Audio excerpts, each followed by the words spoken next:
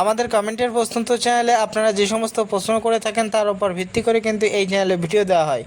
আজকে প্রশ্ন করেছেন মুর্শিদাবাদের ফৈজুল ভাই। তিনি বলছেন তা ঝিঙে গাছগুলিতে যথেষ্ট হারে স্ত্রী ফুল নেই এবং গাছের বয়স যথেষ্ট হলেও গাছগুলিতে অতিরিক্ত কিন্তু ঝিঙে পাচ্ছেন না। এমত অবস্থায় কী করণীয়, কোন কোন সারগুলি দেওয়া দরকার, কোন কোন খাদ্যগুলি দেওয়া দরকার?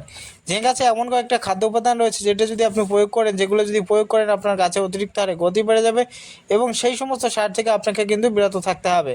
গাছগুলি বার্ন উঠে যাবে, পাতাগুলি থালার মতো হবে, কিন্তু গাছে আপনি ঝিঙে পাবেন না। এটাই কিন্তু স্বাভাবিক। আপনি কিন্তু কখনোই নাইট্রোজেন এবং ফসফেটযুক্ত রাসায়নিক সারগুলি ঝিঙে গাছে বেশি বেশি ব্যবহার করবেন না। করলে আপনার ক্ষতি, নিজের ক্ষতি নিজে দেখে আনবেন। কারণ ঝিঙে কিন্তু দীর্ঘস্থায়ী একটা ফসল না। ঝিঙে কিন্তু 3 থেকে 3.5 মাস বা হাইস্টলি কিন্তু 4 মাস হয়ে থাকে, তার বেশি কিন্তু হয় না।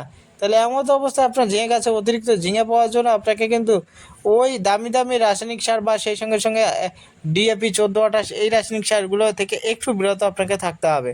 তাই এমত অবস্থায় ঝিঙে গাছগুলিতে অতিরিক্ত হারে কিন্তু স্ত্রী ফুল আনার জন্য বা ঝিঙে আনার জন্য আমাদের প্রথম থেকে কী কী সার দেবেন জেনে নিন।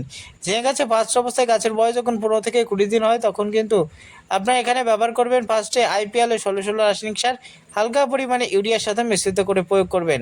10 কাঠা জমি হলে সেখানে 5 কেজি IPL 16-16 এবং 1 কেজি পরিমাণে ইউরিয়া, টোটালে 6 কেজি পরিমাণে আপনারা ব্যবহার করবেন। ঝিঙে জমির ক্ষেত্রে ইউরিয়া ব্যবহার করবেন, কারণ ঝিঙে গাছ খুব দ্রুত পাতা হলুদ হয়ে নষ্ট হয়ে যায়। তাই পাতাকে কালো করতে এবং দীর্ঘস্থায়ী ফল ফুল দিতে, ঝিঙের আয়ুকে দীর্ঘস্থায়ী বাড়ানোর জন্য, গাছকে কালো রাখার জন্য হালকা পরিমাণে ইউরিয়া এবং মাঝে সাঝে ডাইথোন ও চালামিন পাউডার স্প্রে করবেন। তা ঝিঙে গাছে কালো রাখতে দিয়ে এবং দীর্ঘস্থায়ী ফল ফুল দিতে সাহায্য করবে। দ্বিতীয় ধাপে গাছগুলিতে যখন একেবারে ফল একটা দুটো ফুল আসা শুরু হচ্ছে, 45 দিন গাছের বয়স হয়ে গেছে, তখন এখানে আপনি 10-26-এর মতো রাসায়নিক সার এখানে প্রয়োগ করবেন। যা 10-26-এর সাথে হালকা পরিমাণে ইউরিয়া মিশ্রিত করে দিতে পারেন যদি গাছ কটা কটা ভাব দেখেন। না হলে সেকেন্ড ধাপে না দিলেও চলবে ইউরিয়া।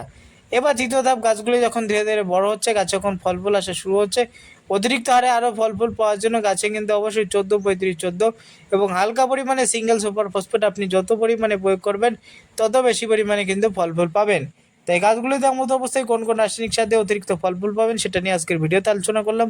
তাই ভিডিও ভালো লাগলে প্রত্যেকে লাইক করবেন, আর অবশ্যই আপনার কমেন্টের ভিডিওর উত্তর দিতে অবশ্যই কমেন্টে কমেন্ট করবেন।